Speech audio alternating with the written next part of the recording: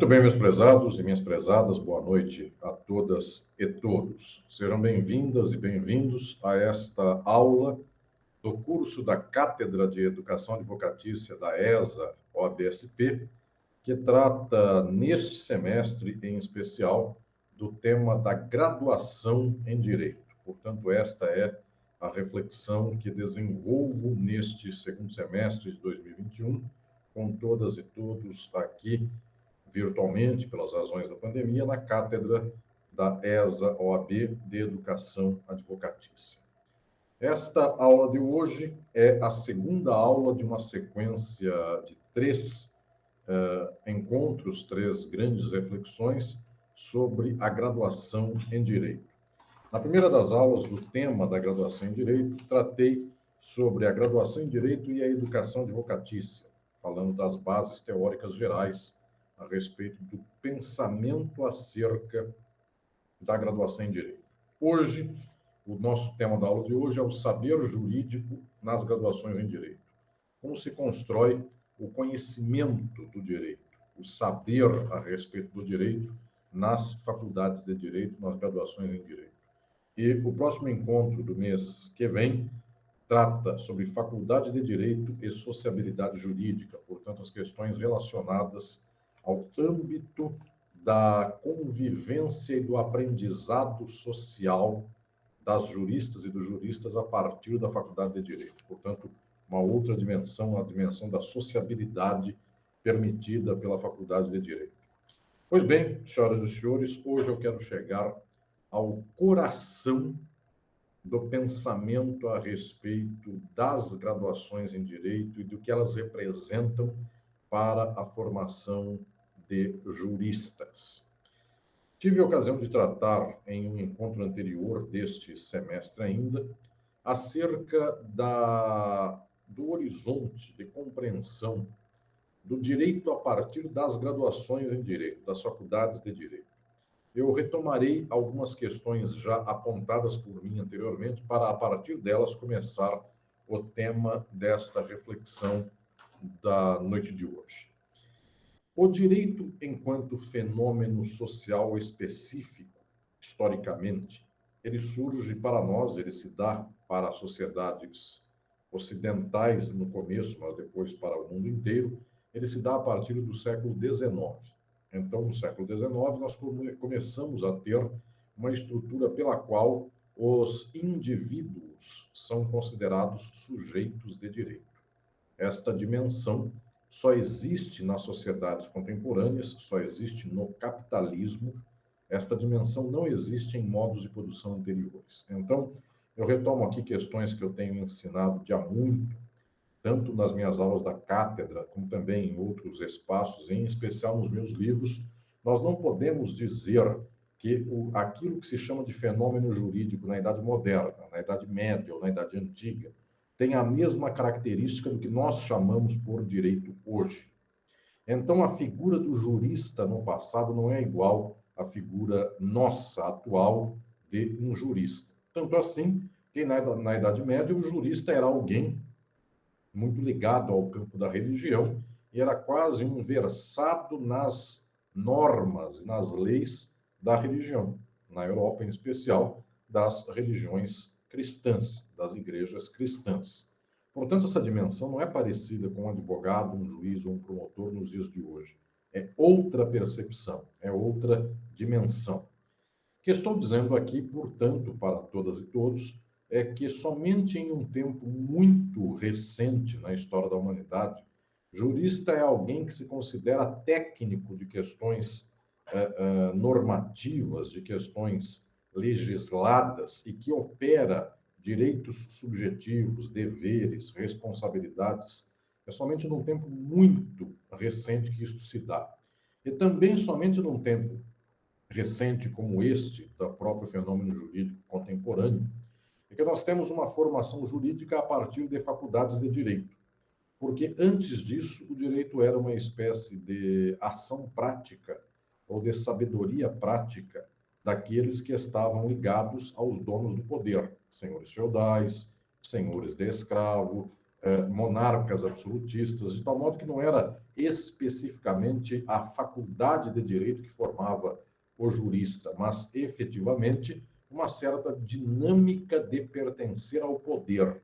E, em pertencendo ao poder, aprende os códigos, as implicações, os modos relacionais do próprio poder. Daí que o direito era muito mais uma espécie de prática do que propriamente uma estruturação normativa. Na Idade Contemporânea, com o capitalismo, o direito é uma prática, mas esta prática é sistematizada. Ela busca ser, portanto, elencada a partir de dispositivos, de instituições, de institutos. O direito efetivamente passa a ser um elemento codificado. Então, é tradição na cultura jurídica que se diga que com a Revolução Francesa, final do século XVIII e início do século XIX, começa o fenômeno da codificação, que é um fenômeno em paralelo, dado em conjunto com a positivação do direito. O direito, portanto, passa a ser um direito normatizado.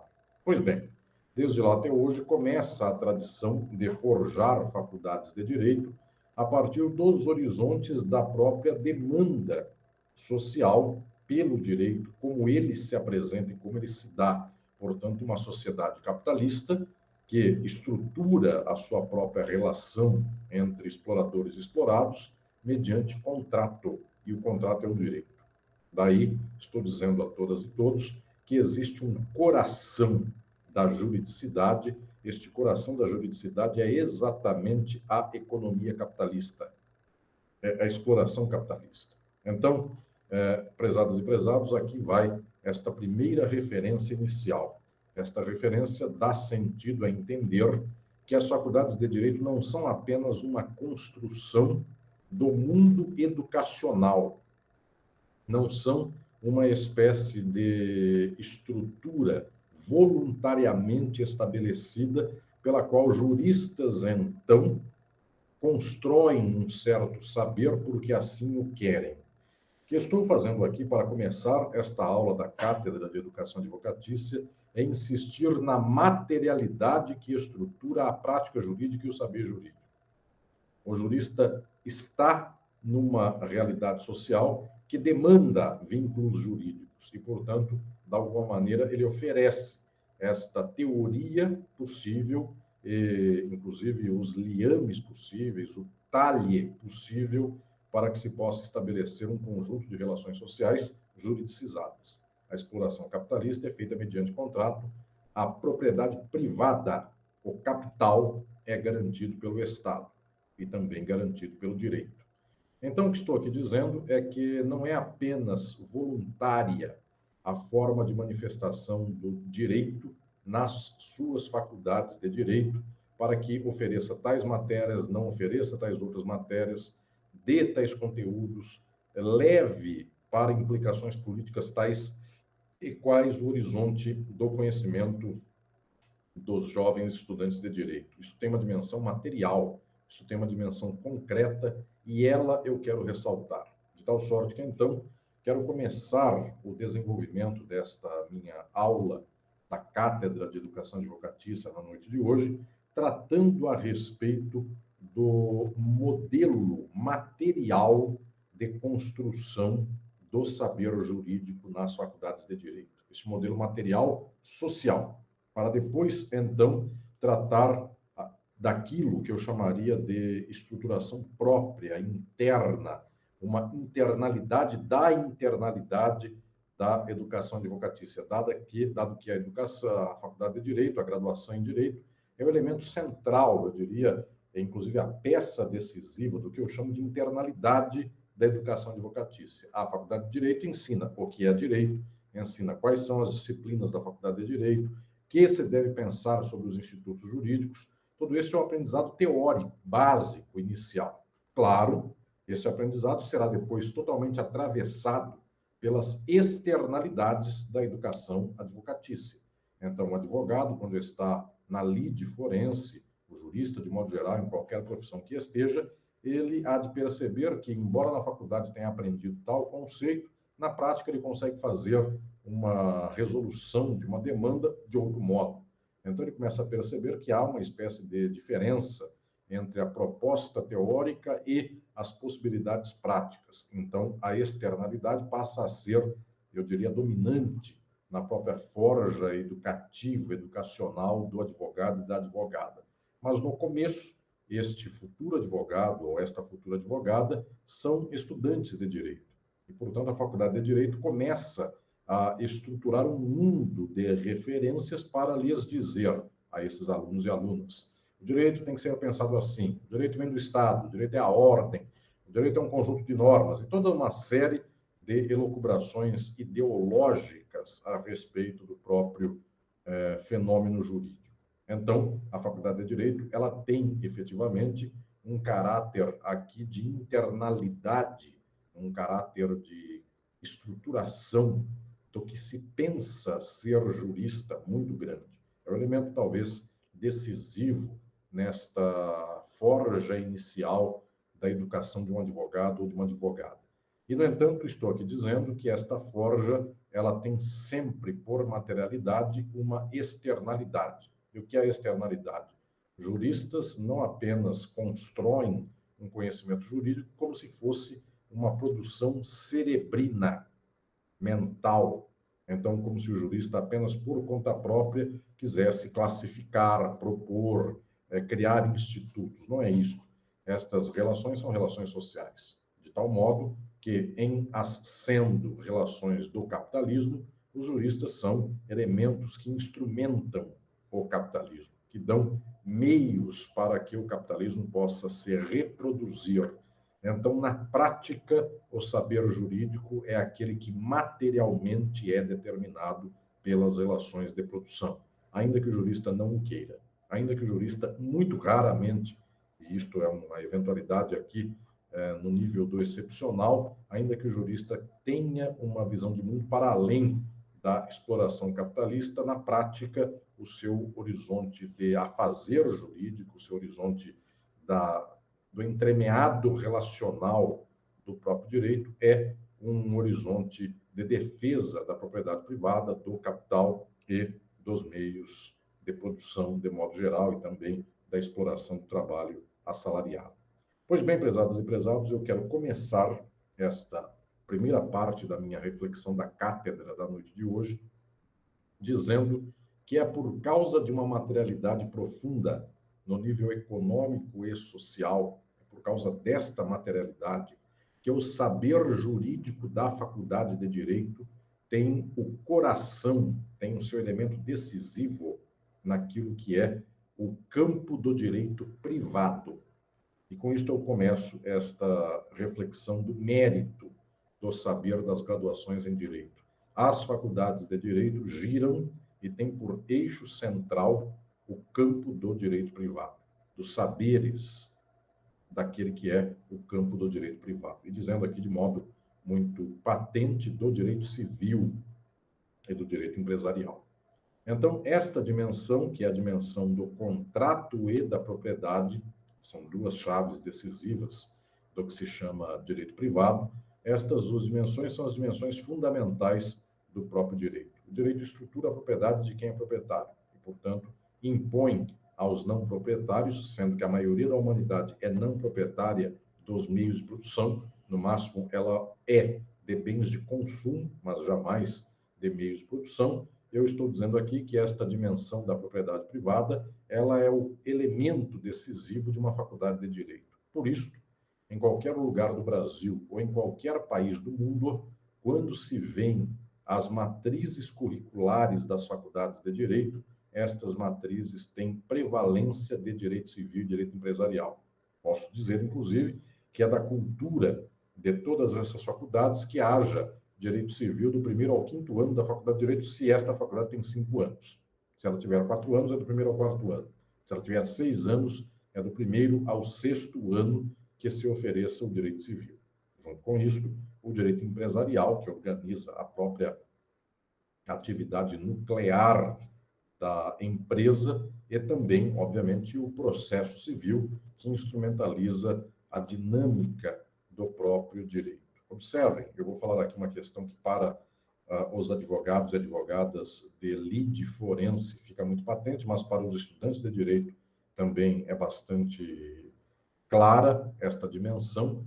Tanto é o direito privado, o coração da juridicidade, que quando se pensa no nível do direito processual, via de regra, o coração da processualidade não é o direito processual constitucional, como alguém pode imaginar, portanto, as demandas e os processos judiciais que envolvam, por exemplo, os tribunais últimos de cada país e as arguições de inconstitucionalidade que eventualmente por aí se apresentem, mas fundamentalmente o modelo da processualidade é o processo civil, mais inclusive do que o processo penal.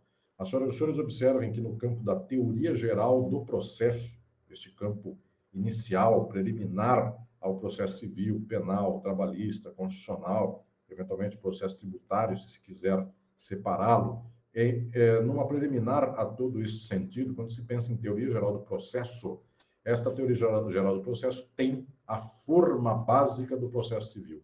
Então, se diz que é um processo envolvendo questões de direito público, funciona na base do direito privado, do processo civil, só que com tais ou quais diferenças. O processo civil, a métrica e o processo penal, tributário, trabalhista, são exceções a essa métrica. De tal sorte que isto se apresenta como o coração da juridicidade, é esta dimensão que faz o direito privado ser o lastro do que se chama jurídico, é a dimensão que também faz com que a Faculdade de Direito seja toda estruturada num saber que é privatístico.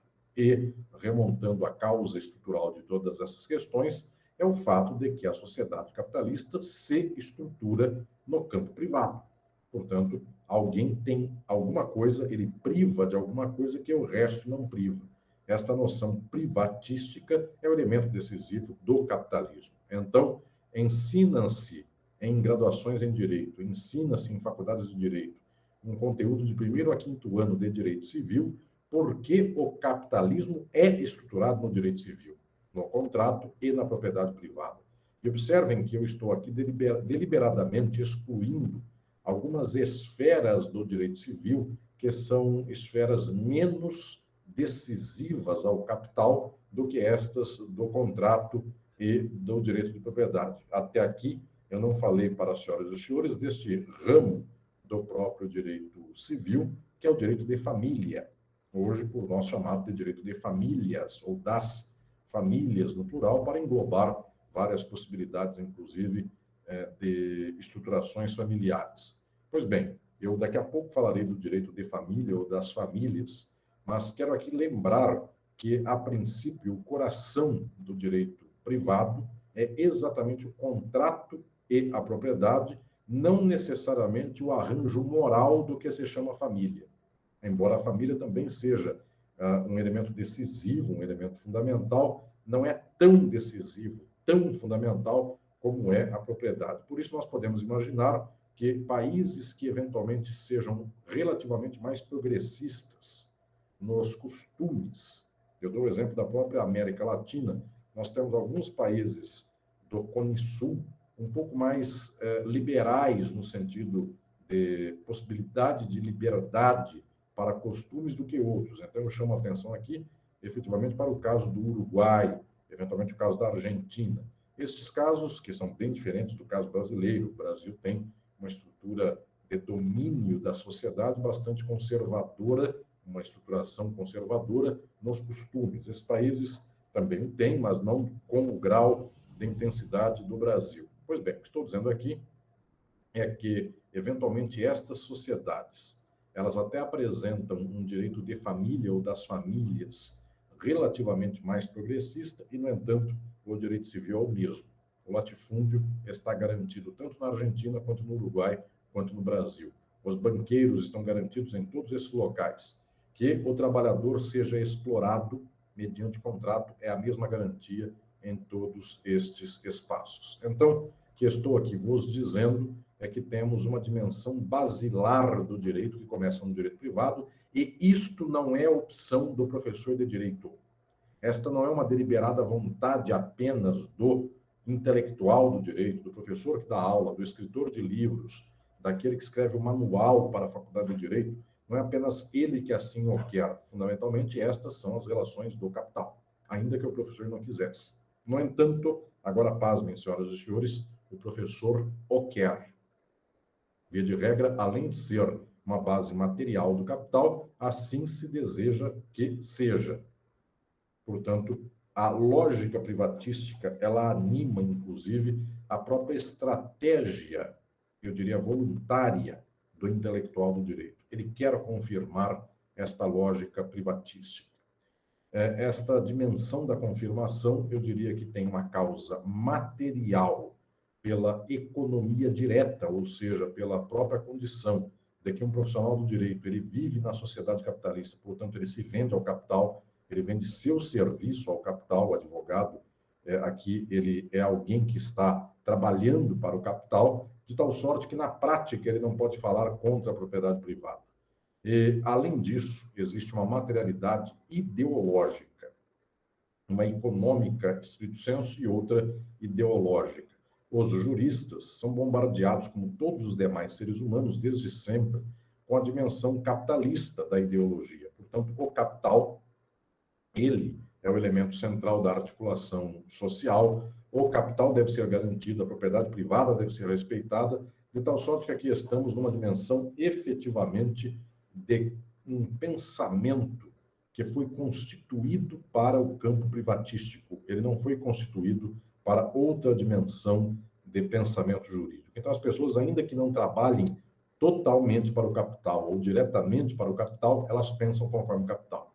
Não é só a economia do trabalho do trabalhador jurídico, é também a ideologia que estrutura toda a sociedade e ao jurista em específico, e não é diferente o jurista de todo esse resto. Com isto, também quero dizer que estou quebrando da cabeça das senhoras e dos senhores a ideia de que a Faculdade de Direito e o jurista eles tenham uma espécie de construção mental livre a ponto de que o jurista, pelo seu próprio capricho ou pela sua própria inclinação humanista, ele olhe a sociedade, olhe o capitalismo e considere os problemas do capitalismo, considere as dificuldades do capitalismo e busque, então, resolver esses problemas. O jurista é constituído pela ideologia do capital, de tal sorte que ele tem o pensamento médio que as pessoas têm numa sociedade capitalista. Ele não muda esta leitura. E eventuais laivos humanistas, eventuais visões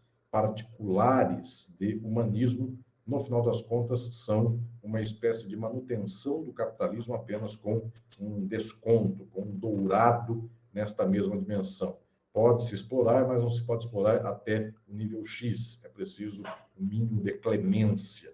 E quando, no século XIX, no Brasil, lutadoras e lutadores estavam na batalha pela libertação de escravizadas e escravizados, o jurista estava tentando fazer legislações de meio termo para dizer: é muito difícil acabar com a escravidão, vamos então ganhar algumas normativas para que o escravizado e a escravizada tenham alguma condição menos degradante de vida. Esta sempre foi uma dimensão dos juristas. Pois bem, então eu estou dizendo que há um núcleo do saber jurídico nas faculdades de direito que vem diretamente das relações sociais. Esse núcleo é a privatística, o direito privado. Mas também chamo a atenção para o fato de que há um segundo anel neste grande concerto do saber jurídico, que é um anel de direito público. Ele é muito contíguo a este central, a este anel central do direito privado. E o primeiro anel, também contíguo a este centro, é de direito público, no entanto, é de direito penal. O que eu quero dizer com isso? Esta dimensão de direito penal é uma dimensão que garante o capital pelo inverso do contrato. Então, é uma espécie de raio-x do contrato, ou negativo, melhor dizendo, num filme de máquina fotográfica, porque o que se dá aqui é o fato de que quem não respeita a propriedade privada, quem não respeita os contratos, vai preso. Então, a dimensão penal, ela é efetivamente uma dimensão imediatamente próxima e imediatamente derivada desta do direito privado. Porque há direito privado, porque há capital. Quem não respeita o capital do capitalista, este sofre as consequências penais. este sofre, portanto, a persecução criminal do próprio Estado e do direito.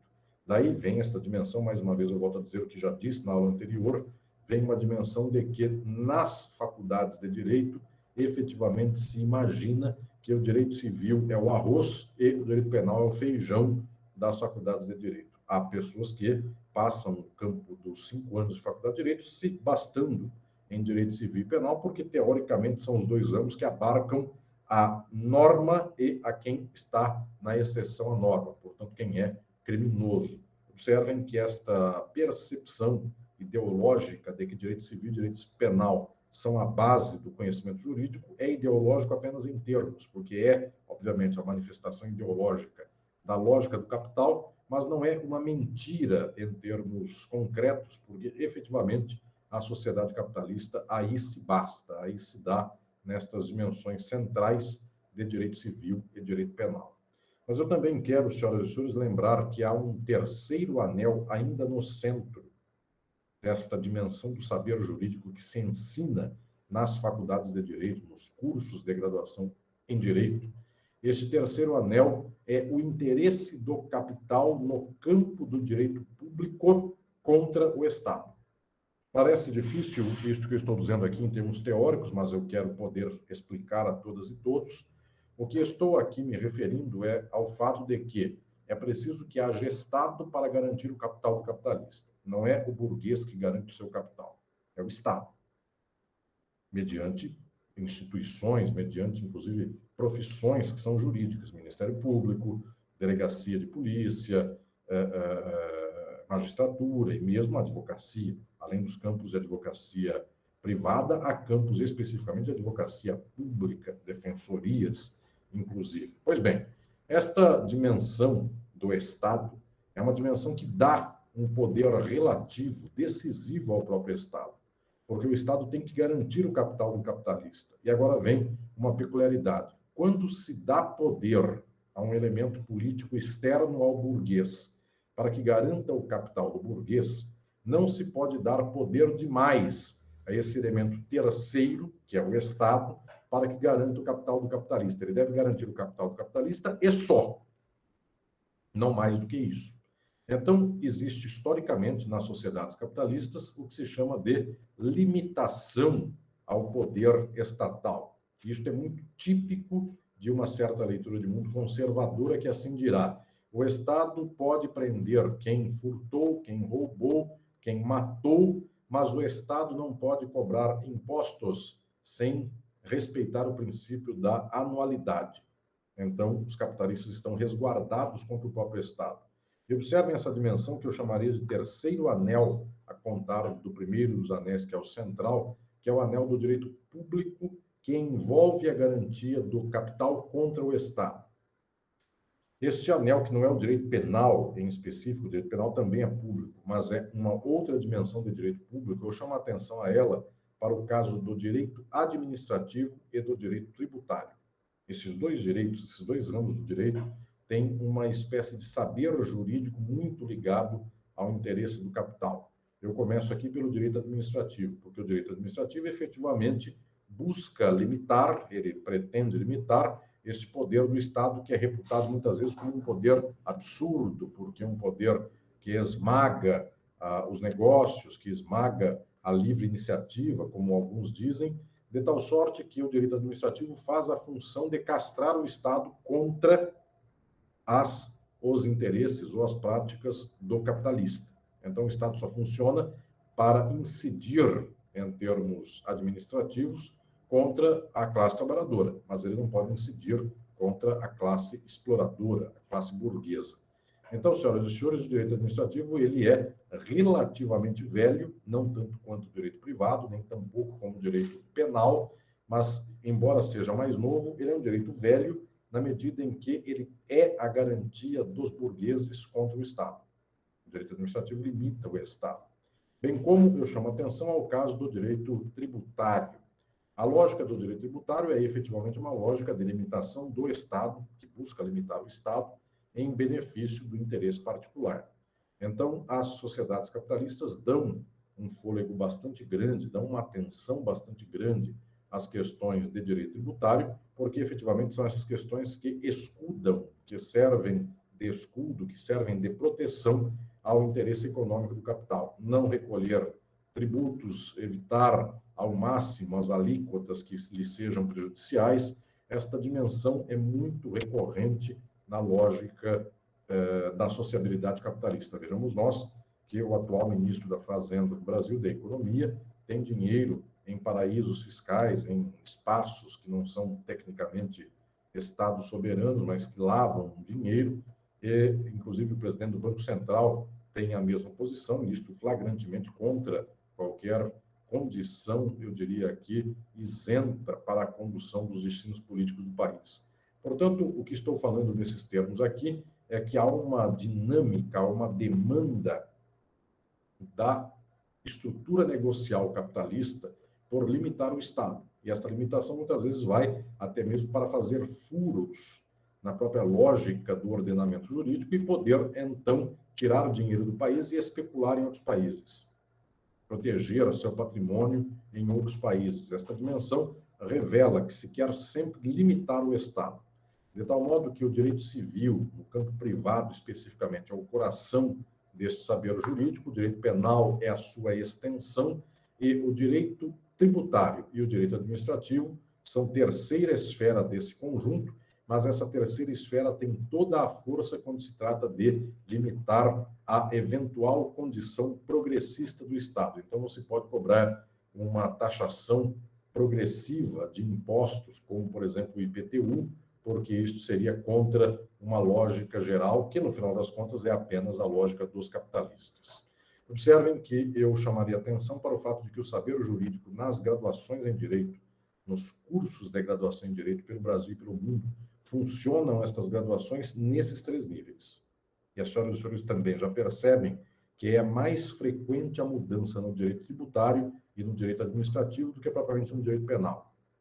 E mais infrequente é a mudança no direito civil do que no direito penal. Os senhores e senhoras até veem campanhas por aí, de vez em quando, pela criminalização de crianças e adolescentes, que eles sejam presos e presas. E, no entanto, os senhores não veem grandes campanhas contra a lógica do direito civil no capitalismo, porque esta lógica é tida pelas pessoas como naturalizada. Ela tem que ser assim. As pessoas creem que não há outro meio possível.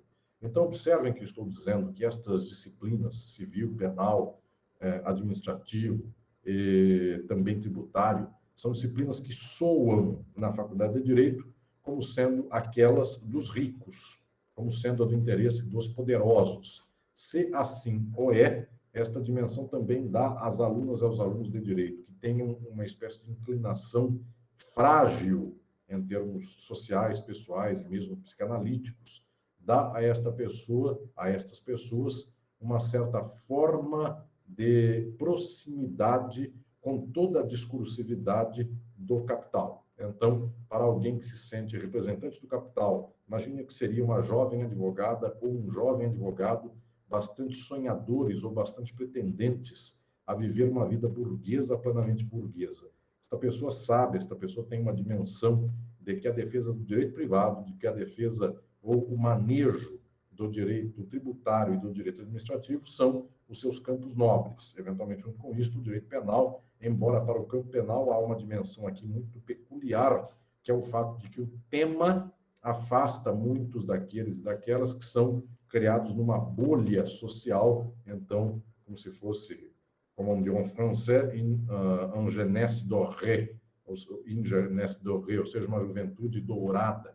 Para quem viveu uma vida de cursinho em escola privada, cursinho ou então escolas de ensino médio privadas, de boa condição financeira, para essa gente o direito penal não é tão ligado, não é tão do seu interesse, na medida que o direito penal lida com mazelas muito explícitas, a pobreza, a criminalização, crimes bárbaros. Então, para alguém que vive em certas bolhas do capital, o direito civil é muito mais apetecível, e também o direito administrativo e também o direito tributário. São direitos de ricos para ricos. O direito penal também é para ricos, para a defesa do capital dos ricos, mas ele é de pobres, porque ele opera as questões da pobreza, ele prende, ele manda para a cadeia, e essa multidão, via de regra, é pobre. Então, para defender o capital, o direito penal se estrutura contra os pobres, enquanto eu posso dizer que o direito tributário é uma relação relativamente insípida, porque ela se faz entre o empresário e o Estado. Portanto, ela, no limite, pode ser para o advogado uma coisa que se faça no ar-condicionado da sua mesa de escritório, enquanto o direito penal não é totalmente na mesa do escritório, porque é preciso que se visite a delegacia de polícia, é preciso que se converse com policiais, é preciso que se visite também o presídio. Tudo isso tem um custo. O direito de sociabilidade, que é tema da minha aula do mês que vem, tem um custo de sociabilidade que muitos juristas capitalistas não pagam. Já o direito civil, o administrativo e tributário é um custo altamente pagável, porque é um pouco da própria dinâmica de vida destas advogadas e destes advogados. Então, prestem atenção, senhoras e senhores, eu estou propondo que exista um saber jurídico central nas graduações em direito, e as graduações não renunciam a este saber. Aqui está o coração da juridicidade. Mas, claro, eu quero lembrar aqui também que há outros campos e saberes da juridicidade que historicamente flutuam. Então, nós temos no século XX uma experiência enorme daqueles que são os direitos sociais, em especial o mais importante deles, que é o direito do trabalho. Observem o quanto esses direitos já não são nucleares, o quanto eles são aliados de uma dinâmica central do capital. Houve capitalismo sem direitos sociais. E hoje tende a haver novamente, com as lutas pós-fordistas, há um predomínio total do capital, de tal modo que questões como a do direito do trabalho, elas são combatidas profundamente na atualidade. Pois bem, o que estou dizendo aqui a todas e todos é que direitos sociais, como o direito do trabalho, eles são mais objeto de luta e, portanto, de contraste contra o poder do que propriamente o direito privado ou o direito penal. O direito privado e o direito penal exprimem imediatamente a ideologia do capital. E, pasmem, o direito do trabalho e os direitos sociais também exprimem a ideologia do capital. Não é nada diferente uma coisa da outra. O direito social e o direito do trabalho têm uma estruturação em favor do capital. O que ocorre, que estou aqui dizendo, é que esta vinculação não transparece no imediato para as pessoas. Esta vinculação é mediata, não é imediata, é mediata. Enquanto a do direito civil é uma vinculação imediata. O que estou dizendo é que, eventualmente, a CLT, as garantias sociais que vêm de Vargas até a chegada ao golpe de 2016, estas garantias que foram voluntariamente construídas a partir da luta da classe trabalhadora do Brasil, estas dimensões de direitos sociais, elas são facilmente perdidas, porque elas são objeto de luta, e se são objeto de luta, elas enfrentam resistência, e elas enfrentam combate dos donos de poder. Enquanto o direito privado, efetivamente, é um direito do poder.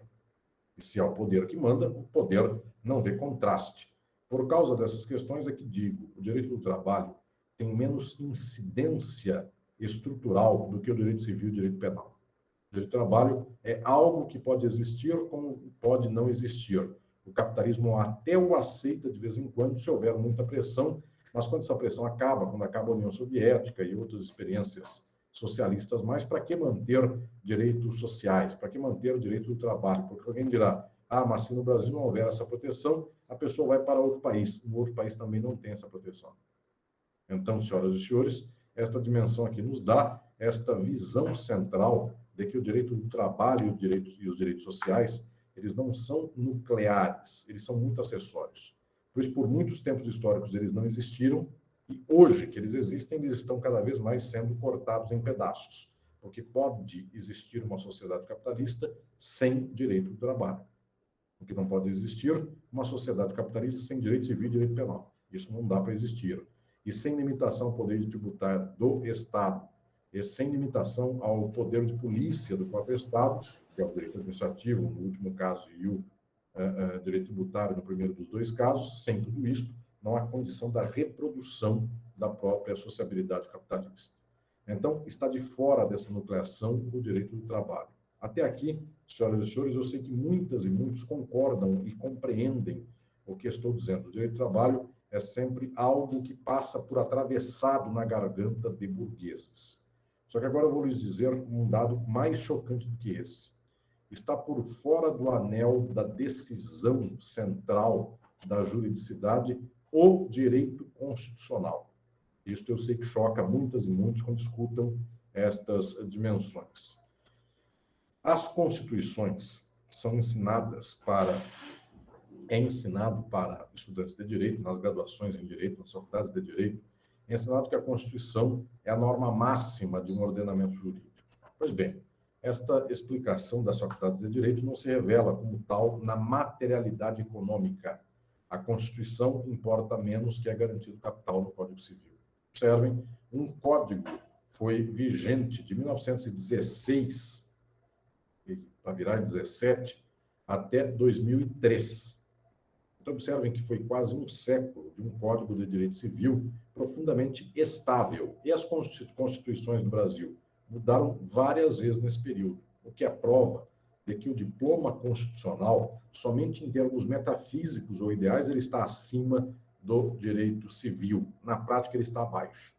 Tudo aquilo que garante o capital, e a Constituição eventualmente pode ter declarações por lá efetivamente progressistas, ainda que isto seja uma espécie de ação, uma espécie de metafísica, porque não é nada factível que seja cumprido o desígnio dos princípios sociais. Mas, muito bem, dizendo isso que estou dizendo, e falando e reconhecendo que a Constituição tem tais princípios, mesmo assim, entenda o que estou aqui falando. A lógica do direito constitucional ela é disputada em termos de luta de modo árduo, de modo bravio. O que nós temos é uma perda, é um perecimento dos direitos sociais. E quase algo que passa ao largo de modo olímpico é a posição do direito privado. Não há movimentação para destruir o direito privado. E há para destruir a CLT. Há para destruir a Justiça do Trabalho. Há para dizer que a Constituição acabou e agora quem manda é o povo na rua, como eventualmente anda dizendo por aí, eu disse até há pouco tempo, o atual mandatário do país.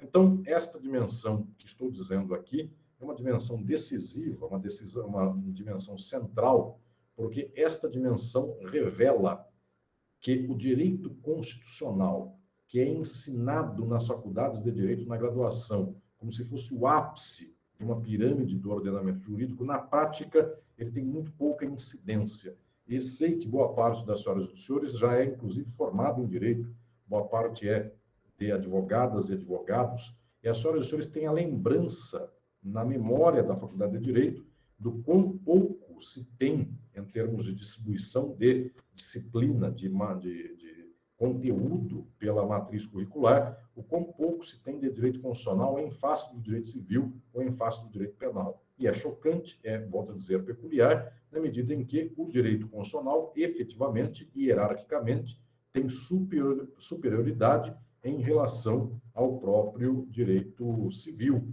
E, na prática, as pessoas julgam, agem, estipulam conforme o direito civil, e o direito constitucional é uma espécie de adendo de luxo, tanto assim que ele é trocado várias vezes, como nós trocamos a de 46 por aquela do golpe, de 64 que veio, Constituição em 67, 69, depois trocamos pela de 88, e muita gente reacionária fez inutilizar a Constituição de 1988 ou até mesmo está esperando uma nova Constituição cuja escrita seja mais reacionária ainda.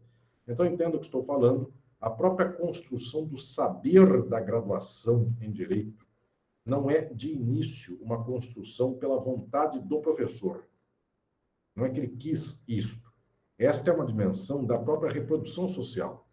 Os vínculos são organizados pelo contrato, pela exploração da mão de obra do trabalhador assalariado, pela garantia da propriedade privada e, quase como se fosse um espelho, o que a Faculdade de Direito pensa, cultiva, ensina, é aquilo que a realidade social demanda da Faculdade de Direito. Até porque se a Faculdade de Direito fizesse diferente, haveria uma tensão aqui insuportável entre a vida econômica e a vida do ensino jurídico. Então, senhoras e senhores, para esta primeira etapa da minha reflexão, eu volto aqui a insistir, nós temos uma dimensão de um pensamento que se ensina nas graduações em Direito, mas que, no entanto, não vem somente do capricho de professores e professoras e do ambiente intelectual. Esta é a primeira dimensão fundamental. Há uma materialidade para determinar o conteúdo das graduações em Direito das faculdades de Direito. No entanto, existe também o capricho. Eu quero lembrar que existem dimensões para ensinar a dar mais ênfase no direito civil do que no direito do trabalho, para que não se ensinem os direitos humanos, para que se dê mais exposição às noções de direito penal que são efetivamente repressivas. Então, há uma cultura jurídica. Eu não estou desconhecendo, eu estou dizendo que esta cultura jurídica não é criada do nada. Ela representa um movimento concreto da realidade.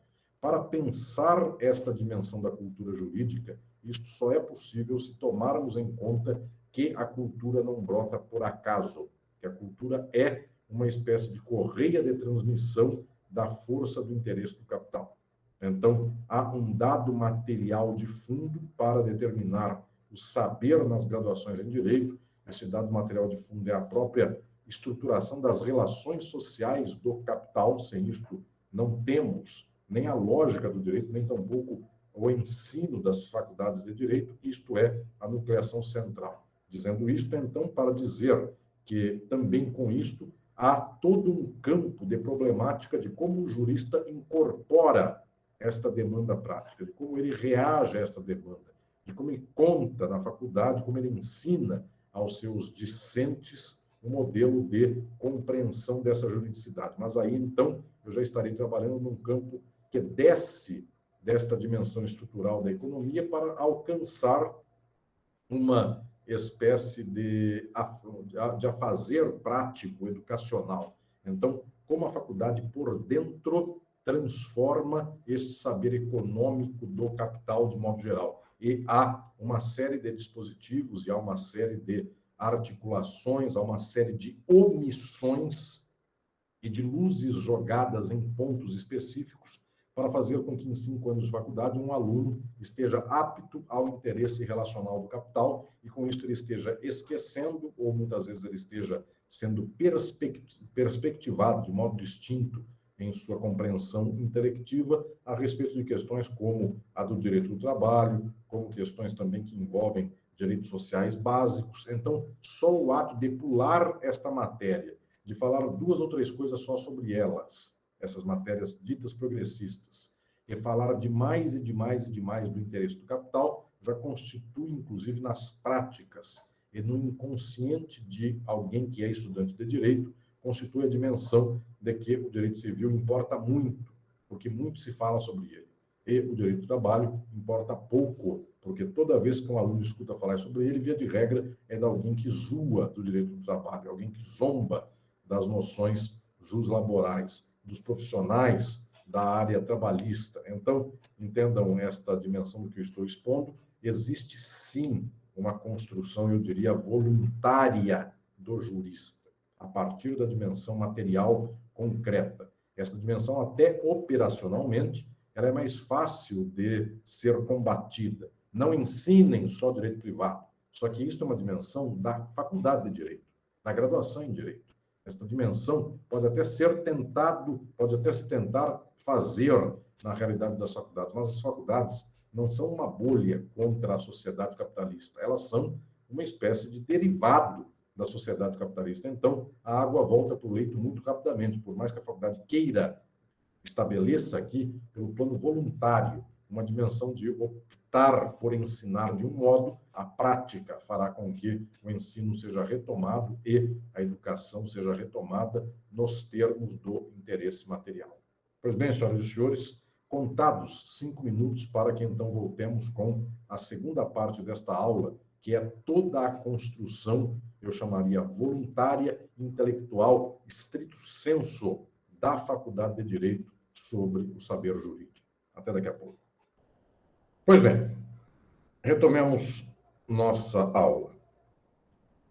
Eu quero agora tratar do modo pelo qual uma estruturação material dos saberes jurídicos alcança o movimento, alcança o momento da sua estabilização, da sua estruturação dentro das faculdades de direito.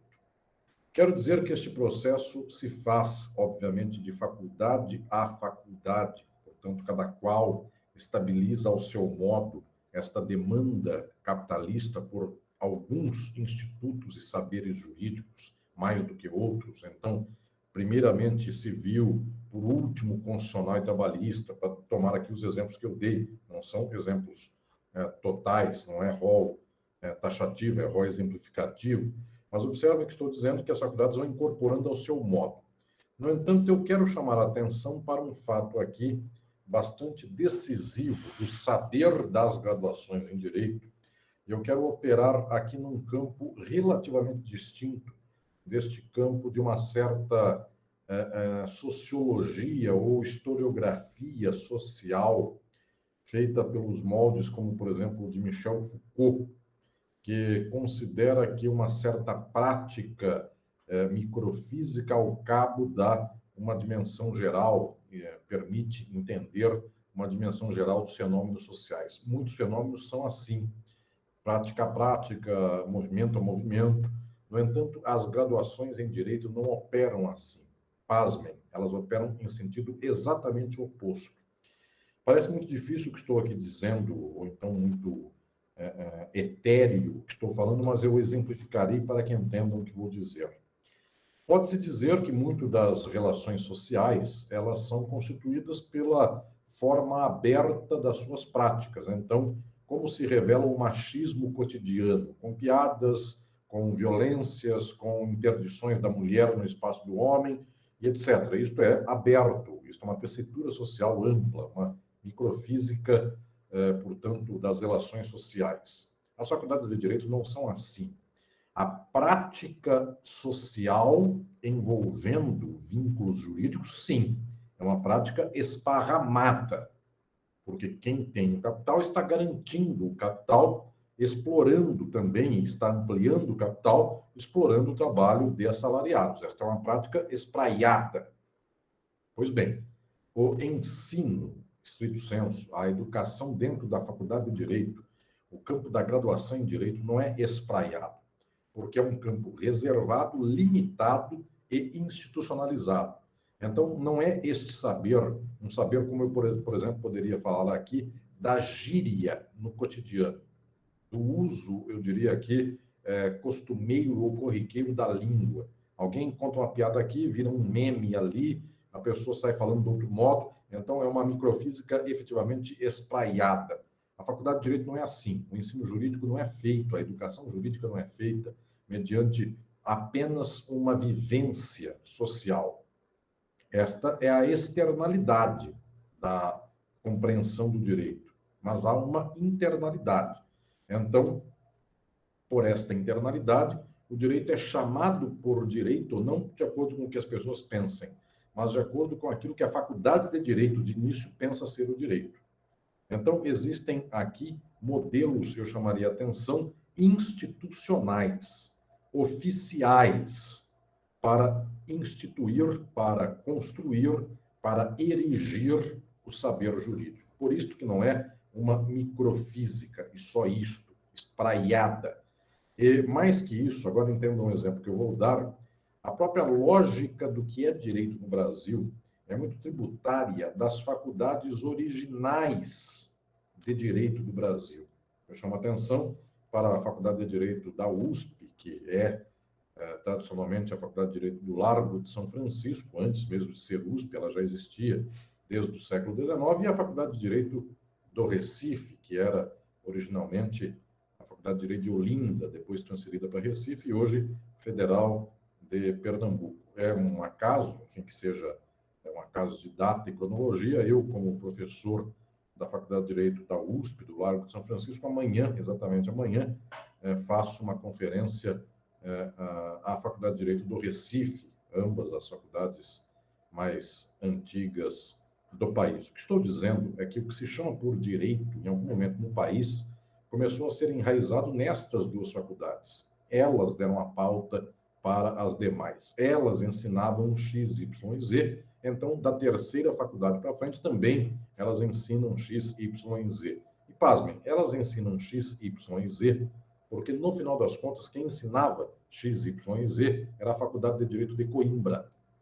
E os legisladores do Brasil, em 1827, quando Pedro I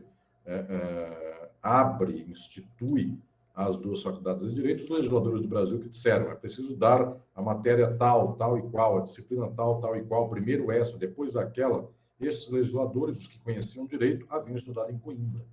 De tal sorte que, então, entendam o que estou aqui falando, não é um processo que uma prática espraiada um dia dá um sentido. É um processo concentrado, muito pelo contrário. Vem todas de uma só. Não é que uma prática esparramada fez com que, ao cabo, se chegasse a uma unidade. Muito aqui ao contrário. Uma só faculdade estruturou as duas primeiras do Brasil, então o modelo coimbrão estruturou o modelo de São Paulo e do Recife, que, por sua vez, também estruturou dos demais cursos de Direito e das graduações em Direito. Então, observem que é um processo aqui de origem muito concentrada. Origem, inclusive, muito controlada. O saber jurídico é o saber que agrada ao rei, que agrada ao monarca absolutista, que agrada aos ricos que sustentam o monarca absolutista de Portugal.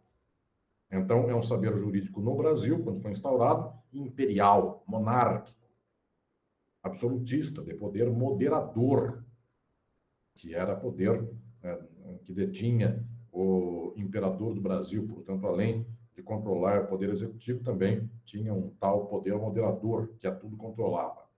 Pois bem, estou dizendo nesse sentido que a nossa lógica de estruturação da cultura jurídica, ela não é simplesmente um dado em aberto.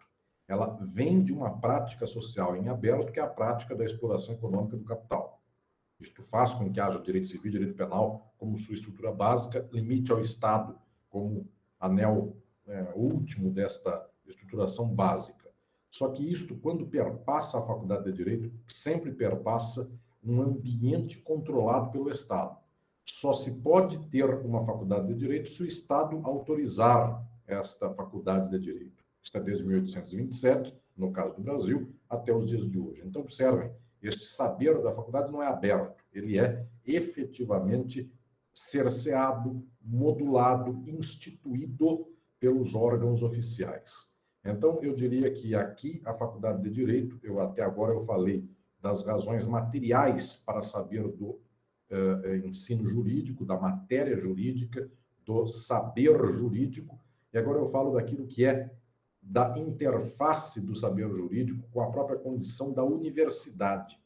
Universidade é um espaço de produção e reprodução do saber que habilita alguém, inclusive, a um grau de bacharel, no caso nosso do direito, é o grau de bacharel em direito. O direito não é uma licenciatura, é um bacharelado. E todo este controle de quem poderá ser jurista, de quem será bacharel em direito, é um controle estatal.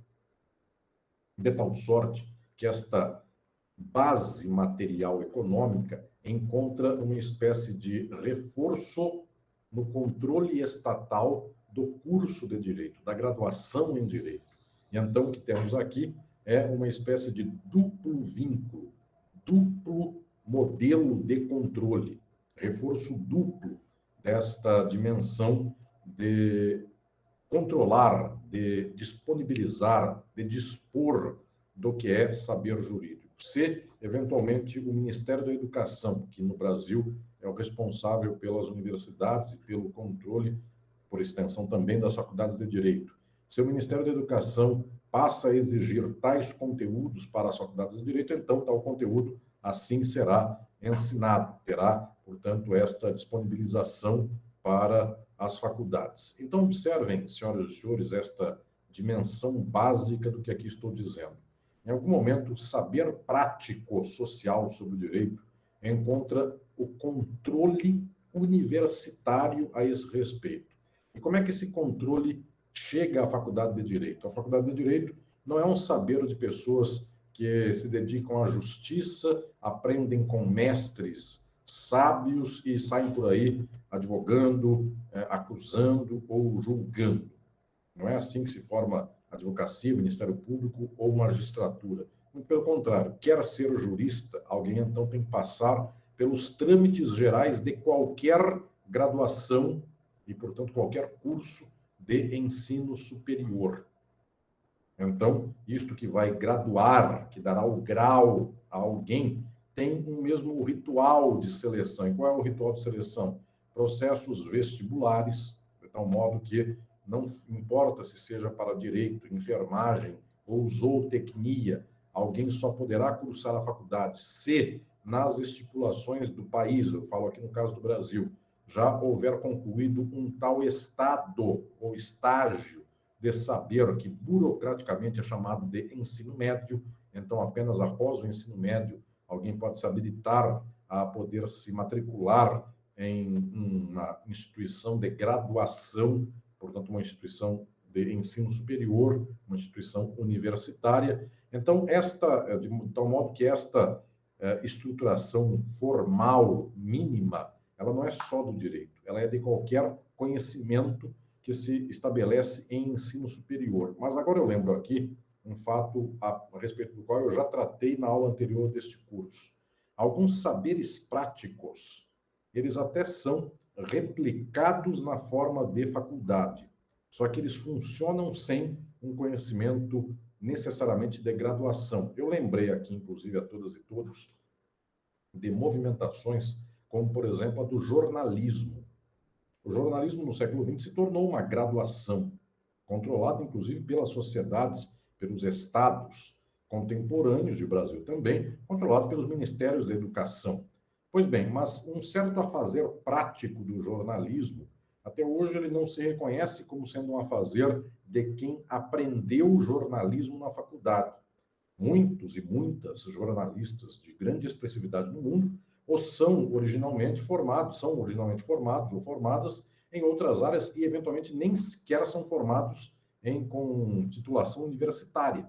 São pessoas que têm um grande farejo para a reportagem, para a escrita.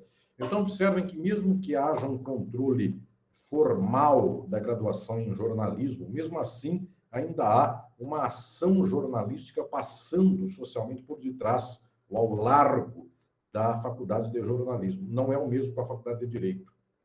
A faculdade de Direito, bem como a faculdade de Medicina, para dar um outro exemplo, elas têm uma espécie de concentração das possibilidades de apreensão, mas em especial de prática a partir da institucionalidade da graduação.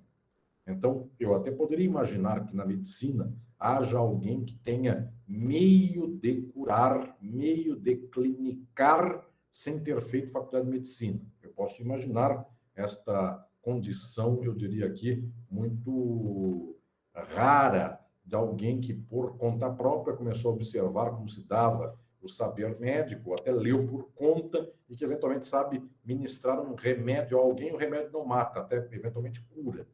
Vocês, no dia a dia, todos nós podemos eventualmente dizer, está com dor de cabeça, uma aspirina, está com não sei o que mais, tal coisa. Ou seja, em questões pontuais, pessoas podem operar fatos ou relações que estão cobertas pelo campo que nós chamamos de medicina, mas não no sistemático, de tal sorte que a sistemática da clínica, a sistemática do tratamento, essa sistemática é referenciada aqui fundamentalmente na graduação. O campo do direito talvez não seja tão extremado quanto da medicina, mas ainda assim é bastante concentrado na graduação, no momento da graduação. Por que eu digo que não é tão extremado? Porque, eventualmente, nós temos uma dimensão de saber jurídico prático que pessoas não formadas em direito têm.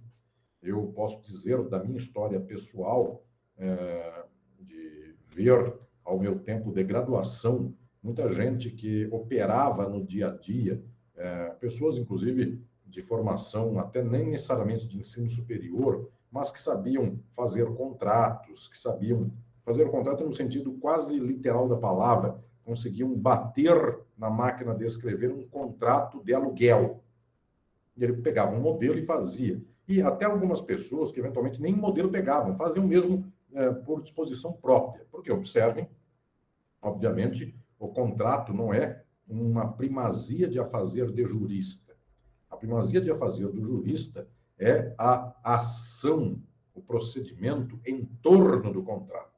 Então, um contrato não cumprido, isto sim se refere agora à dimensão jurídica, chega ao alcance de uma dimensão jurídica, porque o advogado sabe o que fazer com o contrato não cumprido. Agora, a consecução, a confecção do instrumento contratual não necessariamente é algo de jurista. Então, eu posso até imaginar que um contabilista, que alguém da administração de empresas, esta pessoa tem uma interface com questões jurídicas tamanha que ela, sem ter graduação em direito, ela dá conta de muitas questões desta realidade. Eventualmente até dá conta de modo mais, eu diria, notável que o jurista que não faz isso a todo momento. Portanto, ele está lá como um prático naquele assunto. Imaginem, senhoras e senhores, um contrato imobiliário, alguém que trabalha em imobiliária, há de saber, inclusive, de cláusulas, há de saber de estipulações ou institutos do contrato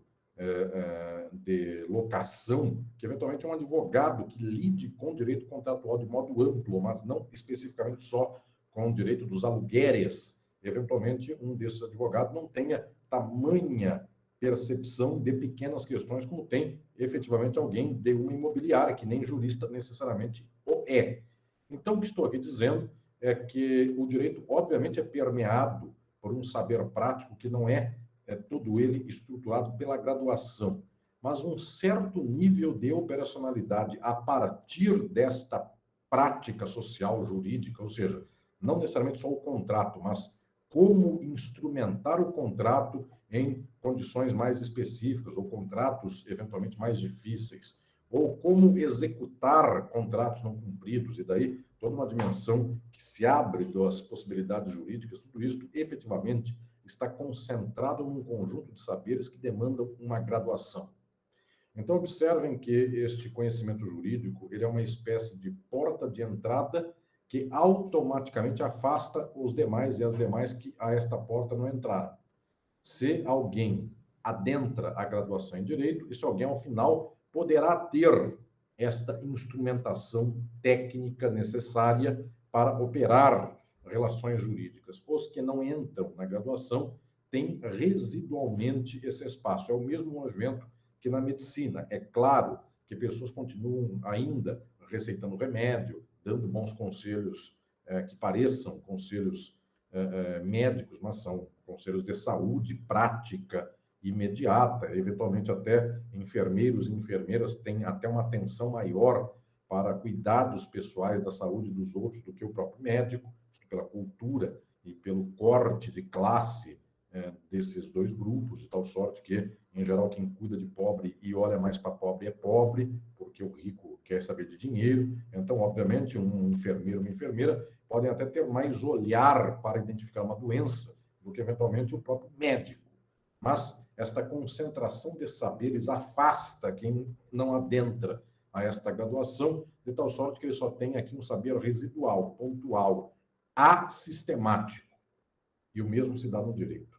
Então, o não jurista tem saberes jurídicos, óbvio, esse saber é cotidiano, no entanto, não é um saber sistemático. Eu diria que estas luzes são jogadas como luzes aleatórias, mas o jurista tem na graduação uma espécie de feixe de luz, então, um raio laser.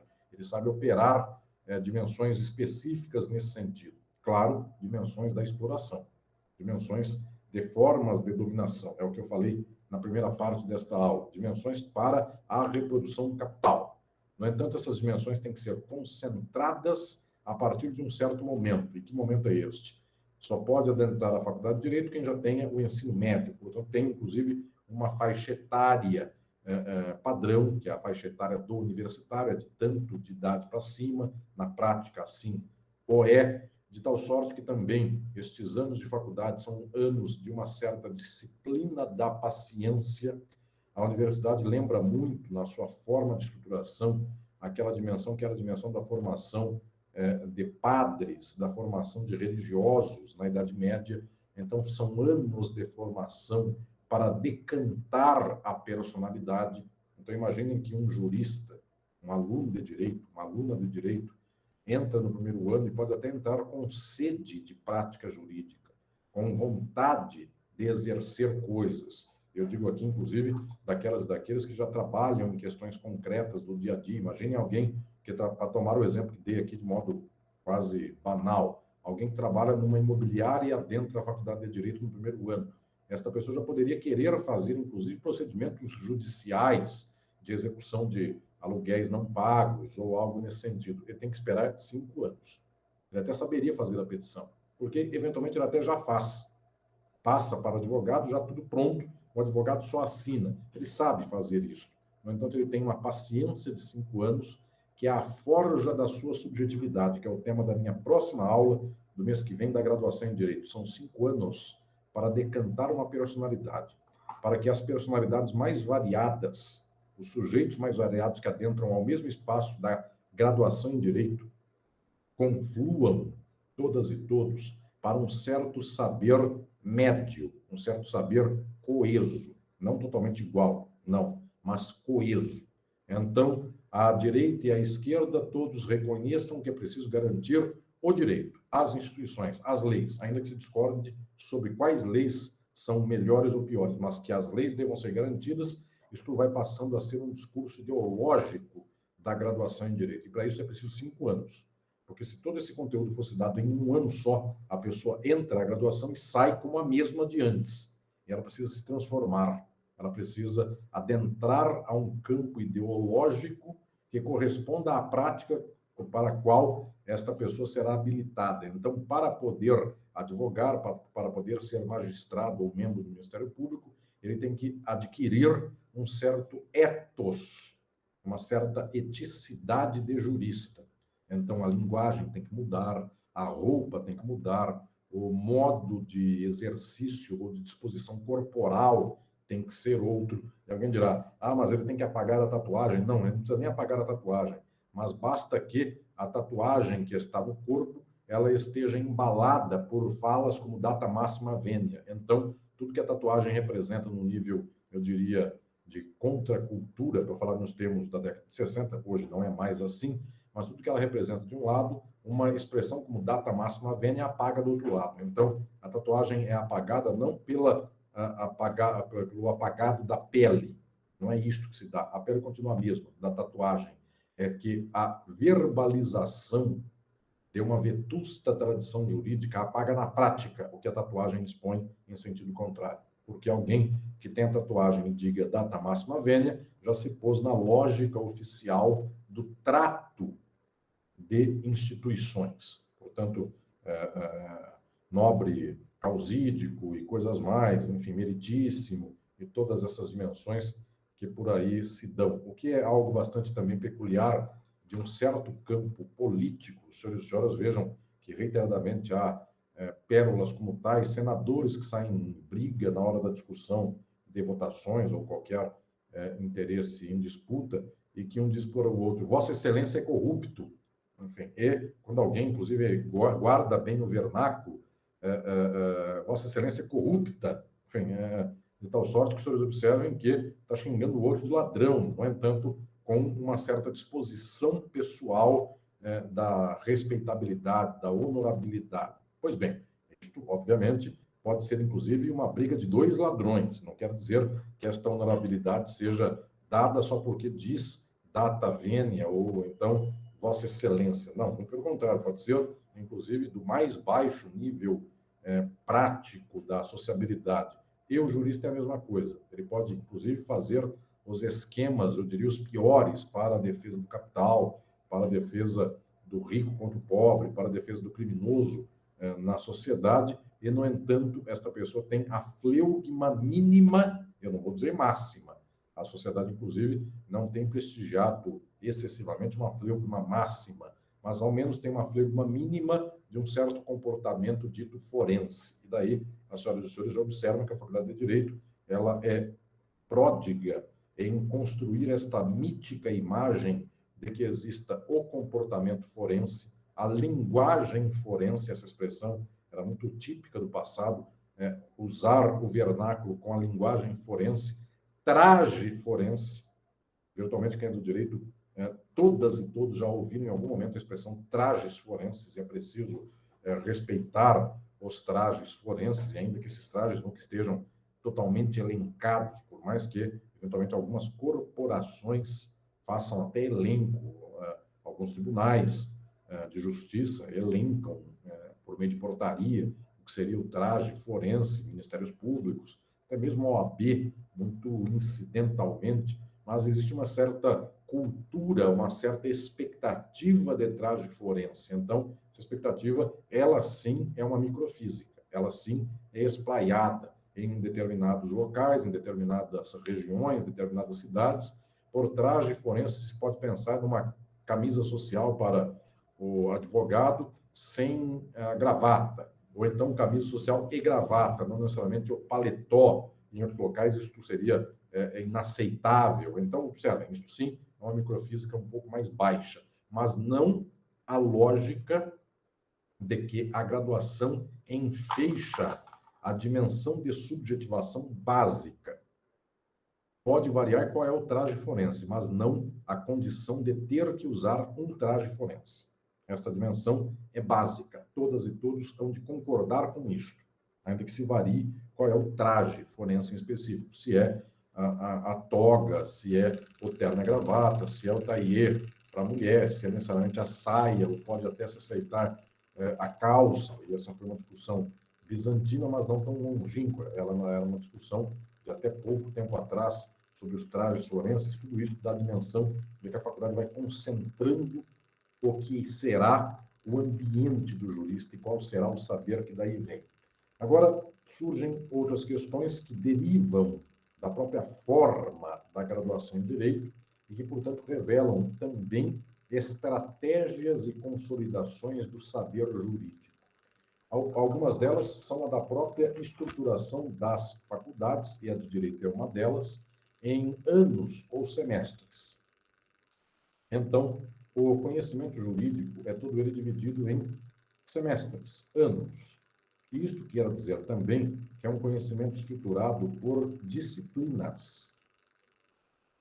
No vulgo, as pessoas chamam de matérias. Quantas matérias você fez nesse semestre? Fiz 4, civil, penal, trabalhista, tributário. Pois bem, isso que se chama matéria, originalmente era tido também como disciplina, lembrando inclusive aqui desta noção disciplinar do monastério medieval que exigia atenção para tal ou qual conteúdo. Então, esta noção de disciplina separa, por exemplo, direito civil de processo civil. Para as faculdades de direito, o saber civil é um, o saber processual civil é outro. E observem que isso vai chegando, inclusive, a dimensões, a andamentos bastante peculiares. Quais são esses andamentos bastante peculiares? Observem que na distribuição do conhecimento nas faculdades de direito, pelo fato de que esse conhecimento passa a ser compartimentalizado em disciplinas, começa também a haver aqui uma espécie de distribuição peculiar, eu diria, com artesanatos variados destes saberes, mas que impactam o conjunto do todo. Não é simplesmente pegar um todo, dividir em 10 semestres e soltar. O modo pelo qual se divide, o modo pelo qual se controla, faz com que este todo seja redimensionado para um lado ou para o outro. Até aqui também parece bastante teórico e abstrato, e eu darei um exemplo para que entenda. Nós podemos ter uma expectativa de que o conhecimento do direito civil seja muito próximo no campo da estruturação processual daquele que é o processo civil, o direito processual civil. E nós poderíamos, inclusive, distribuir uma faculdade de direito em unidades de professores, e olhem porque o problema da graduação é fundamental. Nós poderíamos distribuir as disciplinas sob responsabilidade de professores em unidades ou departamentos ou eixos temáticos que assim fossem.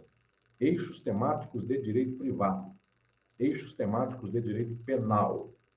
Se fossem divididos assim, tenderíamos a fazer com que direito civil e processo civil estivessem enfeixados de um jeito só, e direito penal e processo penal também dialogassem entre si, de tal sorte que o professor de direito civil e o professor de processo civil estão articulados em uma unidade, em um departamento.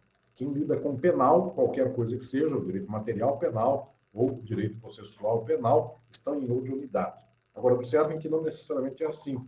Dou o exemplo da minha faculdade, da faculdade onde eu leciono, onde me formei, que é a Faculdade de Direito da USP, do Largo de São Francisco. Por lá, direito processual sozinho é um departamento. E se ele sozinho é um departamento, então processo civil e processo penal, eles pertencem ao mesmo departamento, eles são unidos pela causa, pela razão de que são processo.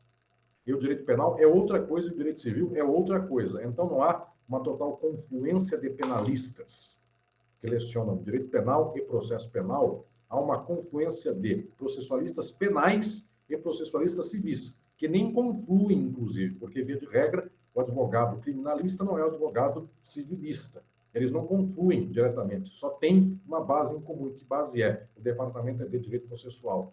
Então, este recorte das disciplinas, este recorte, inclusive, dentro da graduação de departamentos, se faz um recorte dizendo que processo civil e processo penal são uma coisa em comum, porque ambos são processo, nós tendemos a tornar isto um eixo de gravidade, o processo, e tendemos a separar o direito penal do processo penal.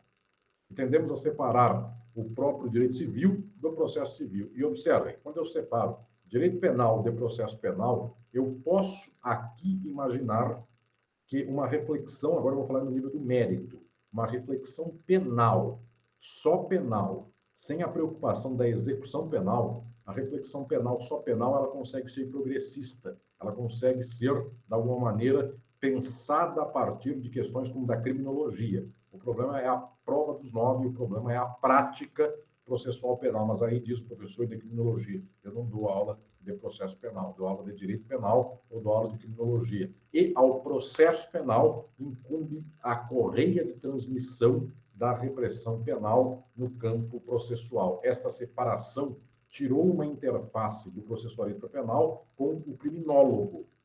Ele agora dialoga com o processualista civil, que também quer o cumprimento da sentença, que também quer o respeito ao acórdão do processo civil, de tal modo que passa a ser esse setor um setor daquelas pessoas que lidam com a autoridade sentencial, com o campo das instituições processuais, o direito público aqui estatal processual de modo muito eminente. E também isso faz com que áreas que não dialogavam entre si, como processo civil e processo penal, ao se reconhecerem como uma área só, eles têm que fazer aquilo que, então, historicamente acaba acontecendo, que é a constituição de um campo chamado teoria geral do processo, para estabelecer o que é comum a processo civil e processo penal. Então, observem, o modo pelo qual se estrutura a própria dimensão da graduação em direito não é inofensiva. Não é simplesmente pegar um bolo, cortar em pedaços e dizer pode recompor de qualquer modo que o bolo é sempre bolo de chocolate.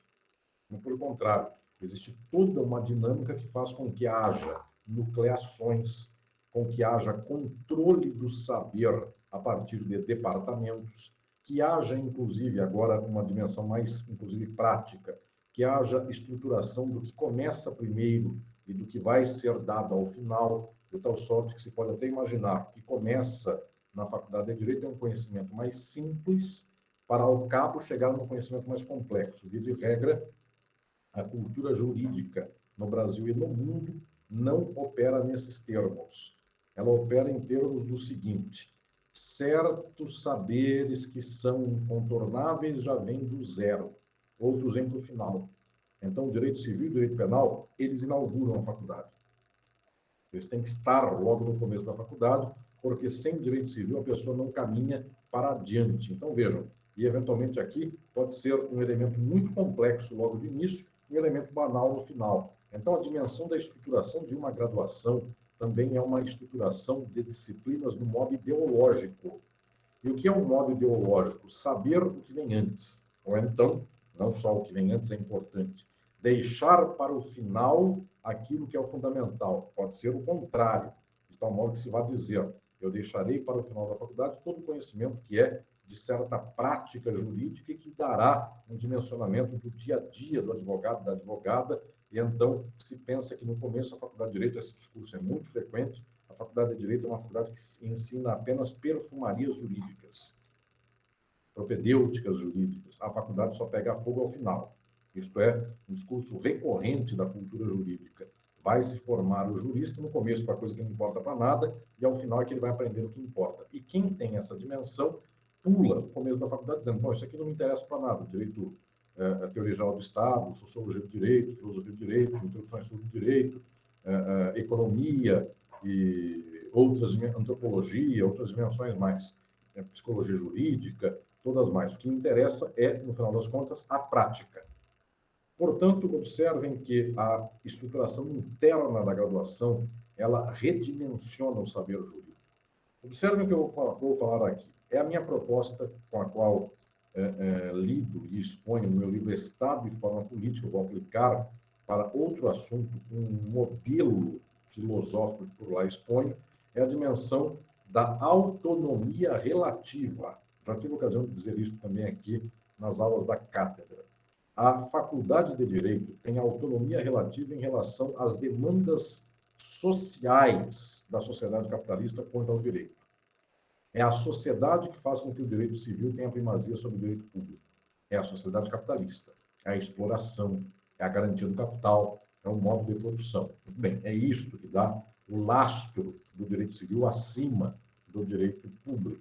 Mas, óbvio, há uma autonomia relativa da Faculdade de Direito para fazer com que esta dimensão do direito civil seja posta de modo crítico, ou não seja posta de modo crítico, que seja feita dela, desta dimensão, o carro-chefe da Faculdade de Direito. Então, há algum grau de autonomia da própria estruturação da Faculdade de Direito, mas nunca autonomia total. Porque quando eu digo que há alguma autonomia, eu quero dizer que há alguma não autonomia, que não há alguma autonomia também. Portanto, senhoras e senhores, a Faculdade de Direito, por mais que ela tenha de ser bastante arrojada, se ela não ensina o que é fundamental para a prática do capitalismo, o aluno que sai da faculdade não sabe advogar. Mais um detalhe, não basta apenas a Faculdade de Direito, enquanto controle deste saber jurídico, dimensionando quais são os anos em que o aluno aprenderá isto ou aquilo. Além disso, existem os órgãos jurídicos de controle da faculdade, sendo que o mais exemplar de todos é a própria Ordem dos Advogados do Brasil. Então, a OAB, ela estipula conteúdos mínimos necessários às graduações em Direito. A OAB aqui exerce um papel para a graduação em Direito, para a Faculdade de Direito, aceito pelo MEC como complementar. Então, a OAB é subsidiária do MEC no que tange à regulação do ensino superior em Direito. Outras entidades de classe não são subsidiárias do MEC. Elas têm uma estruturação do seu saber quando o profissional do direito se vincula, quando o profissional desta área se vincula ao órgão de classe. Portanto, eu posso imaginar que um órgão como o Conselho de Educação Física, ele tem uma responsabilidade ou ele tem uma incidência sobre o profissional de educação física ao tempo em que ele se inscreve no conselho. Mas, via de regra, este conselho não dá palpite ao MEC dizendo o curso de educação física tem que ser de X anos. Ele até pode tentar falar, mas o MEC não põe como elemento fundamental. E a OAB é posta como subsidiária. Tanto é que a OAB dá pareceres para aprovação e reconhecimento de faculdades de direito, de graduações em direito.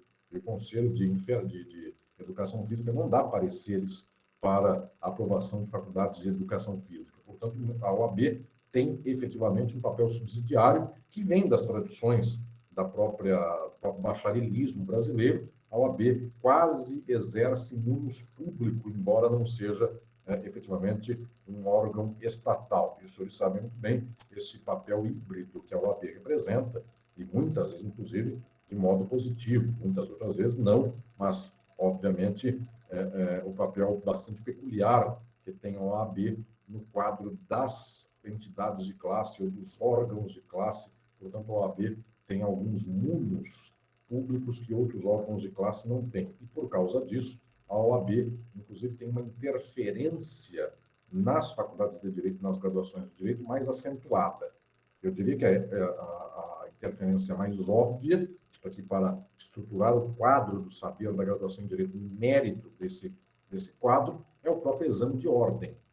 Então, a OAB, ao exigir em seu exame de ordem conteúdos tais e quais, ela obviamente obriga as faculdades de direito a ensinarem estes conteúdos. Porque se as faculdades de direito não lecionarem tais conteúdos, seus alunos não passam na OAB. Seus alunos não serão aptos à advocacia. Isso seria uma espécie de fracasso de início de uma graduação em direito se ela não habilita alguém a poder prestar o exame de ordem e passar neste exame, se habilitar à ordem. Portanto, senhoras e senhores, o que estou aqui dizendo é que a OAB, na prática, ela acaba ditando as matérias e disciplinas das graduações em direito. Porque se as graduações não ensinam isso, ou não formam seus alunos para passarem nos exames de ordem. Então, esta é a dimensão mais óbvia do controle que a OAB tem do que se ensina numa faculdade de direito. Por isso, que se eventualmente uma faculdade de direito busca uma certa forma de instituição muito crítica, muito inovadora, muito arrojada, há um limite para o criticismo, a inovação ou o arrojo. O limite é o exame de ordem. Se eu fizer toda uma reflexão crítica sobre o direito, mas não ensinar direito civil, processo civil, direito penal, direito de trabalho, processo de trabalho, o aluno da faculdade não passa na OAB. Embora possa ter dimensões sobre a sociedade extremamente valiosas, extremamente interessantes. Pois bem, além disso, a OAB também tem esta interferência direta no conteúdo, pelo munus que tem, pelo poder que tem, pela competência que lhe é dada para opinar na estruturação dos conteúdos curriculares básicos das faculdades de direito. Então, é a OAB que, inclusive, incide dizendo é preciso que haja tais conteúdos, é preciso que haja tal ensinamento, tal transversalidade, e esta é uma dimensão muito frequente da própria estruturação da OAB. Além disso, a OAB tem aqui uma dimensão prática, ela não é anunciada, mas ela é na prática, a dimensão de máximo denominador comum do conhecimento jurídico. Por que isso se dá? Porque a faculdade de Direito, ela não forma totalmente os seus profissionais para o Ministério Público, ou para a magistratura, ou para a defensoria, ou para a procuradoria, mas ela pode ter o chão mínimo para todos na advocacia. Então, se uma faculdade tem eixo de matriz curricular para ensinar a advogar, a partir daí a pessoa pode, então, com esse conhecimento, optar por estudar para um concurso do Ministério Público. Mas muito dificilmente, se uma faculdade tivesse matriz curricular de Ministério Público, muito dificilmente alguém conseguiria, desta matriz, optar por estudar para o exame de ordem. Então, o exame de ordem acaba sendo este máximo denominador comum, porque ele é o conhecimento geral que habilita não só a ele, mas que depois disso se chegue a outras coisas. Então, esta dimensão é muito recorrente. Por isso, a OAB, quando ela vai pautar os conteúdos das matrizes curriculares da Faculdade de Direito, ela acaba pautando também um conhecimento que servirá para o Ministério Público, a magistratura, as defensorias, as procuradorias e outras profissões, outros concursos jurídicos, como o da polícia, como dos órgãos forenses, enfim, das profissões forenses, oficiais de justiça, e cartorários e outros mais. Portanto, a própria dimensão do que a OAB determina enquanto conteúdo curricular acaba sendo quase que a referência mínima também para um concurso de oficial de justiça, porque não se espera que esse concurso esteja tão distante daquele conteúdo básico da grade curricular de direito que seja uma outra coisa totalmente alheia a este âmbito jurídico. Portanto, imaginem, senhoras e senhores, que alguém vai trabalhar com perícia criminal no Instituto de Criminalística, há de se esperar que a parte jurídica do concurso do Instituto de Criminalística, da polícia, no que se refere à criminalística, tem alguma relação com o direito penal conforme um exame de ordem da OAB. Portanto, não seja uma coisa totalmente à parte disso, porque alguém poderá, inclusive, dizer, se for muito à parte disso, nem jurídico é basicamente química, biologia, questões de perícia no nível aqui tecnológico, e não é algo jurídico. Então, o que estou dizendo é que as faculdades de direito acabam tendo um dimensionamento a partir da condição de faculdade, por serem graduações e estarem vinculadas às universidades, e as universidades serem reguladas pelo Ministério da Educação, reguladas pelo Estado, as faculdades de Direito já são travadas, são estruturadas, constituídas a partir de matrizes, a partir de grades muito bem postas e controladas. Só que a Faculdade de Direito é controlada também pela segunda vez, ela é controlada pela Ordem dos Advogados do Brasil.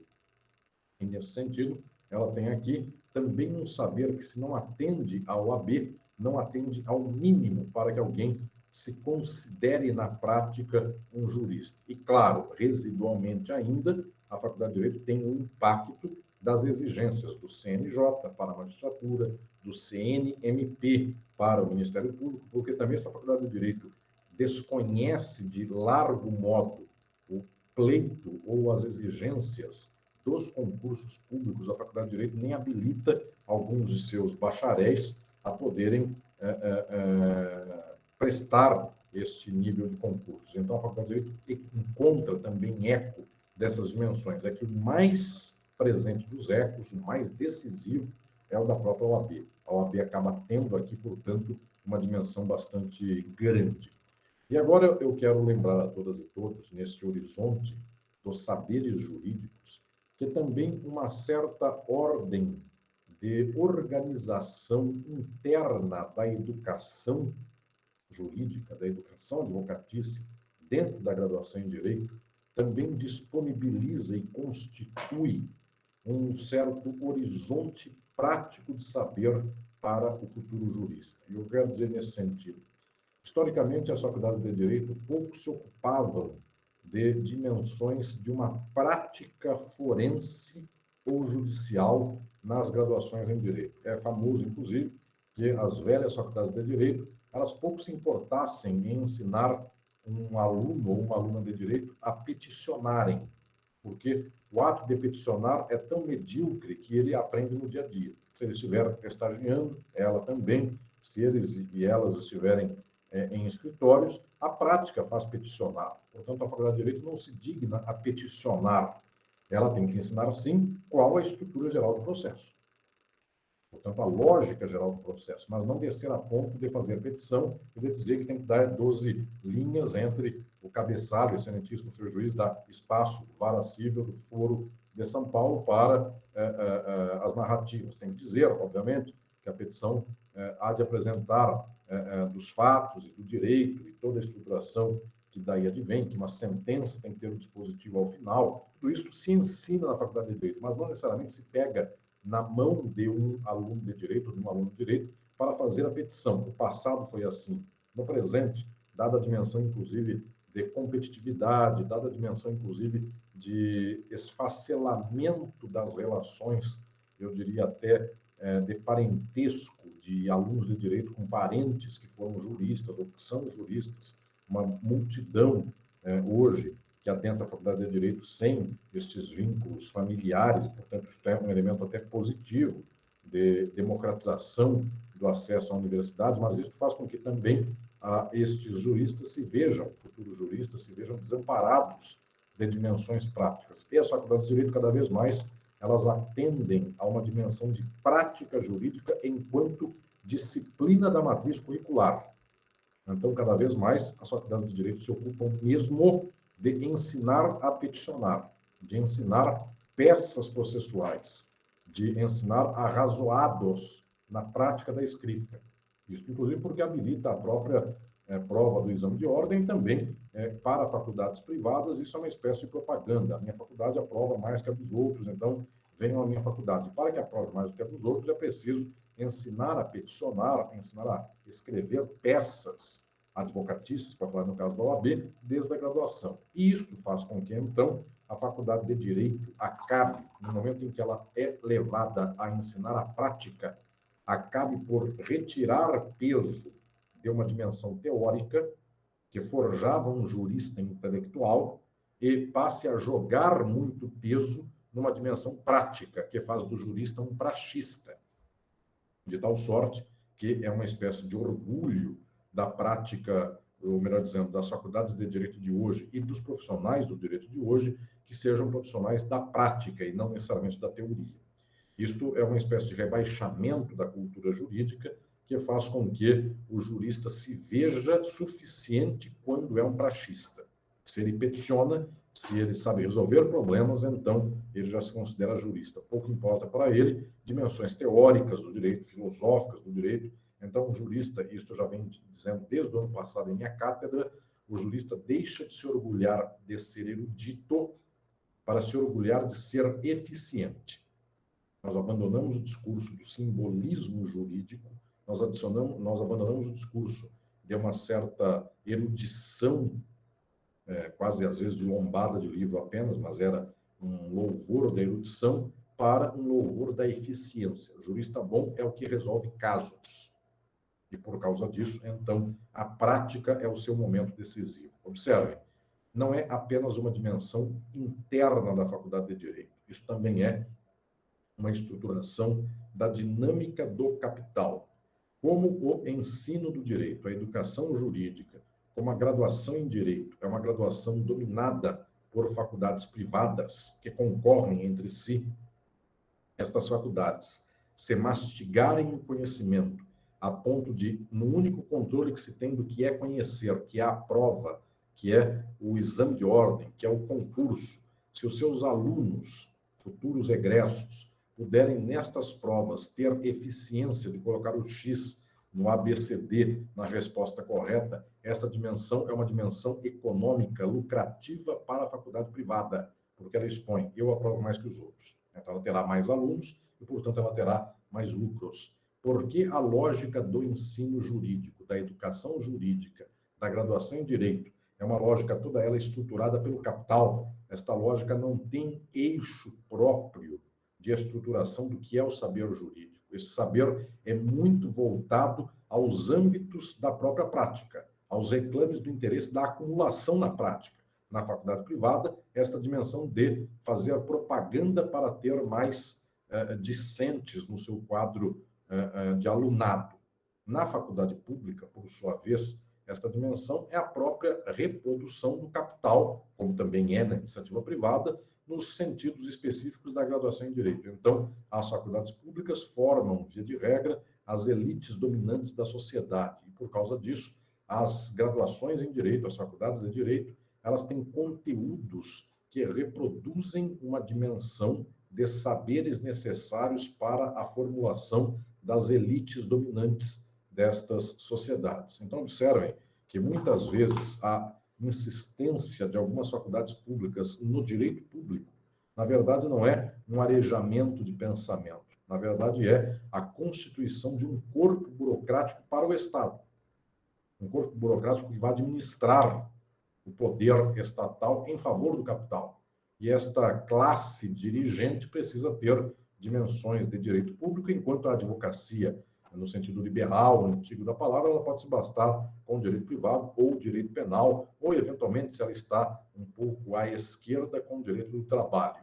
Portanto, senhoras e senhores, esta dimensão do conteúdo da Faculdade de Direito, do saber jurídico, agora eu quero anunciar, enfeixando tudo que eu estou dizendo até aqui, eu quero anunciar a tese geral desta manifestação do saber jurídico nas graduações em Direito. Esse saber é materialmente determinado pela sociabilidade capitalista. Portanto, esse saber é um saber para a reprodução das relações econômicas do capital, é um saber para a estruturação de sujeitos de direito equivalentes, iguais, para a desigualdade, para que sejam explorados mediante contrato, e é um saber que atende ao horizonte do capital, defesa da propriedade privada. Isto faz com que, materialmente, as faculdades de direito tenham um saber estruturado no conservadorismo. Que conservadorismo é esse? O conservadorismo econômico. A faculdade de direito não escapa do conservadorismo econômico, porque esta é a base material da própria relação jurídica, das próprias relações sociais e econômicas que se estruturam pelo direito.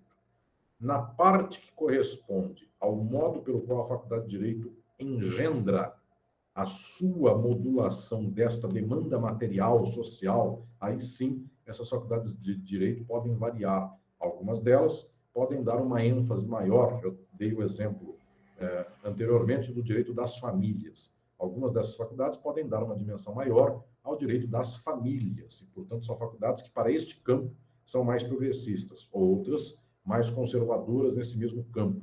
Mas estas modulações possíveis, pelas quais se costuma dizer tal faculdade é mais progressista, tal é mais conservadora e mais reacionária, estas modulações sempre são variações a partir de uma mesma base. Que base é, sendo faculdade de Direito, seus princípios são princípios jurídicos. Se são princípios jurídicos, sua estrutura é conservadora.